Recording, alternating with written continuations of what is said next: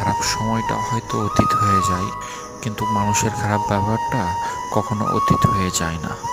শুধু নিজে থেকে কথা বলা বন্ধ করে দেখো, দেখবে অনেক আপনজন পর হয়ে যাবে। আসলে কেউ আপন হয় না। যারা তোমার ক্ষতি চায় তাদের আঘাত করবে না, তাদের সামনে একটু হাসি মুখে বাঁচবে।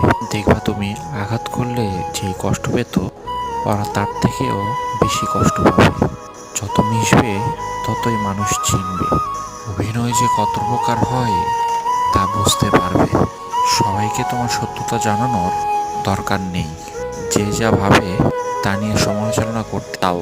বেঈমান মানুষগুলো কখনো হয় না, খুব কাছের মানুষ হয়। খুব কাছের মানুষগুলোই বেঈমান হয়।